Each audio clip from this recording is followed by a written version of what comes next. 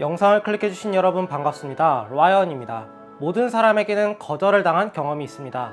짝사랑하는 친구에게 카톡 일십을 당하는 것부터 소중한 누군가에게 버림을 받는 것까지 거절의 종류는 다양하죠. 그런데 거절에 특히 민감한 사람들이 있다고 하는데요.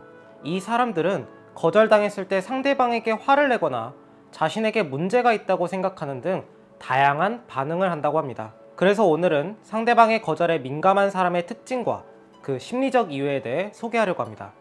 그럼 시작합니다.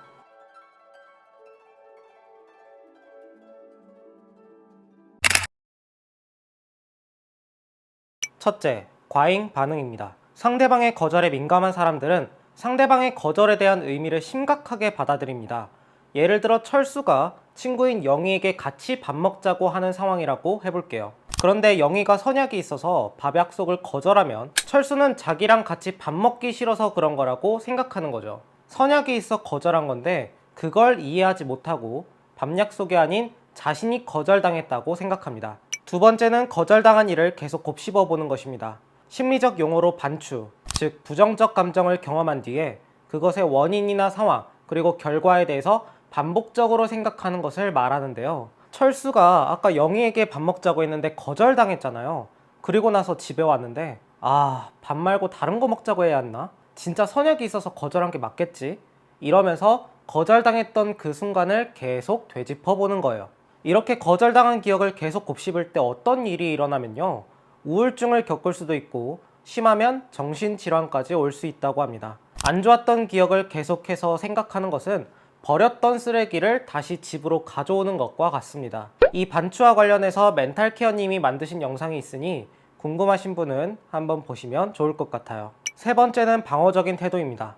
거절의 종류에 따라 다르겠지만 어쨌든 거절을 당하는 일은 그리 좋은 것은 아니죠. 그런데 거절에 민감한 사람들은 거절당한 이유가 자신이 못난 사람이기 때문이라고 생각합니다. 자신은 어차피 보잘것없기 때문에 사람들이 거절하는 것은 당연하다고 생각하죠. 그런데 또 거절당하는 것은 싫기 때문에 거절당할 일을 애초에 만들지 않으려고 합니다. 예를 들어 사람들과 관계를 잘 맺지 않거나 오히려 반대로 상대방에게 지나칠 정도로 친절하고 배려하는 것이 여기에 해당되죠. 친절과 배려라는 가면 뒤에 자신의 못난 모습을 감춰 방어적인 태도를 가진다고 할 수 있습니다.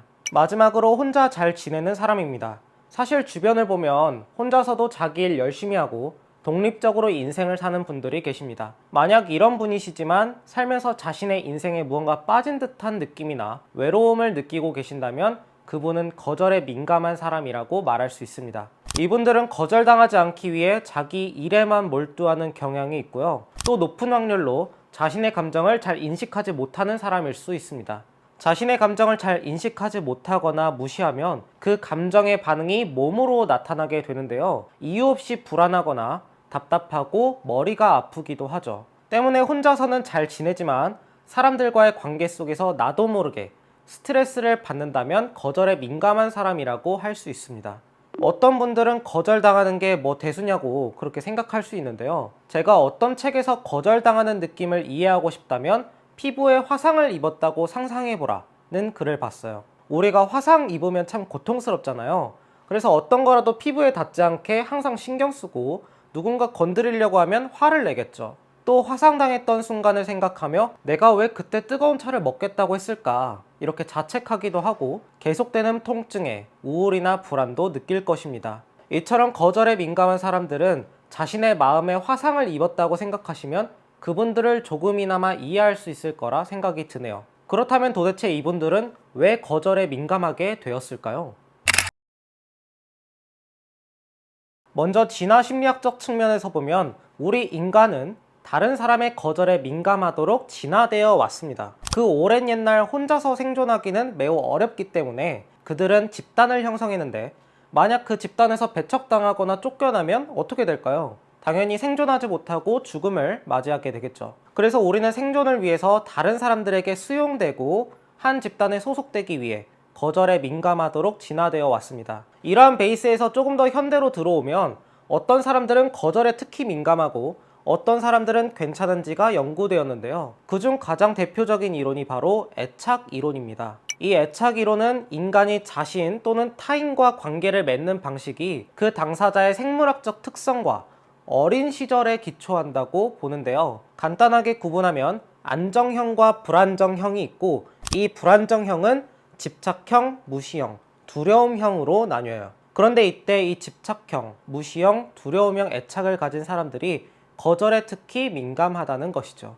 집착형 애착인 사람들은 자신에게 뭔가 받아들이기 힘든 부분이 있다고 생각해요. 자신을 결점이 있고 부족한 사람이라고 생각하는 자기 비판적인 경향이 있습니다. 또 다른 사람들의 사랑과 관심을 얻기 위해 노력하거나 집착하는 경우가 많고요. 사랑을 받더라도 진짜 자기가 사랑받는 것이 아니라 사랑과 관심을 받기 위해 연기했던, 가면 쓴 자신이 받는 거라 믿습니다. 그래서 다른 사람들과의 관계에서 무시당하고 버림받고 거절당할 거라는 생각에 항상 괴로워한다고 하죠. 무시형 애착인 사람들은 고통을 회피하는 경향이 있습니다. 다른 사람들을 의지할 만하지 않고 힘이 되어주지 않는 사람이라고 생각하죠. 그래서 친밀한 관계를 만들지 않으려고 하기 때문에 집착형 애착이나 두려움 애착 유형보다는 거절 민감성이 조금은 떨어집니다. 그러나 자신의 가치는 성공이나 성취로 형성된다고 생각하여 실패에 대한 민감성은 높고 더 높은 성취를 위해 전념하기도 합니다. 오늘 이야기했던 혼자 잘 지내는 사람이 이런 애착 유형을 가질 확률이 높겠죠. 두려움 애착을 가진 사람들은 자신과 타인 모두를 부정적으로 인식하는 그런 경향이 있습니다. 그래서 관계 자체를 두려워하죠. 애정을 원하지만 타인을 믿지 못하고 자신도 사랑하거나 사랑받을 자격이 없다고 생각합니다. 보통 부모의 학대 경험이 있는 분들이 이 애착 유형을 가지는 경우가 많다고 하죠. 살짝 정리해보면 인간은 거절에 민감하도록 진화되어 왔으나 그 중에서도 집착형 애착, 무시형 애착, 두려움 애착을 가진 사람들이 더 거절에 민감하다고 할 수 있겠네요. 애착 유형과 관련해서 더 알고 싶은 분은 오은영 박사님이 소개하는 애착 유형 영상 링크 올려드릴 테니 한번 보시면 좋을 것 같습니다. 다시 돌아와서 이 영상을 여기까지 보신 거절에 민감한 사람들이 이렇게 이야기할 수 있죠. 우리 어떻게 달라질 수 있는 방법은 없는 거야? 지금 이대로 계속 살아야 해? 그렇지 않습니다. 불안정 애착을 가진 분들이라도 안정 애착을 가진 사람처럼 거절 민감성을 극복할 수 있는 방법이 있어요.